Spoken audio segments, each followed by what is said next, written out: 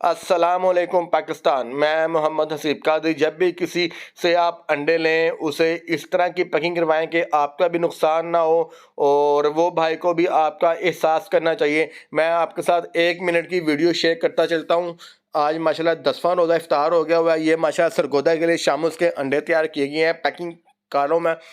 एक गिलास के अंदर या आधे गिलास के अंदर 1-2 कतरे स्प्रिट के और 1-2 कतरे डेटॉल के डाल के सूती कपड़े की मदद से सूती कपड़े को निचोड़ लेना और अंडे के ऊपर से नीचे हल्का सा फेरना, बार बार मलना नहीं है। याद रहे, अंडे को वॉश नहीं करना, सिर्फ गीला करना है, उसके जम्प्स खत्म करने हैं। फिर जब आपने उसको पैकिंग करना है को एल्यूमिनियम फॉल के अंदर आपने कटिंग करके अच्छे तरीके से पैक करना है। नीचे चावलों का छिलका डाल दें या तो डाल दें और अंडे हिलने नहीं चाहिए। और इस तरह उसकी गिरफ्त हो कि रास्ते में कोई ड्राइवर, कोई लिपिड कुरियर वाले इसको ऊपर नीचे हिलाते रहें, वो अंडे अपनी जगह पे कायम रहे। हमेशा टेपिंग करके अच्छी पैकिंग करके दें। दुआओं में याद रखिएगा।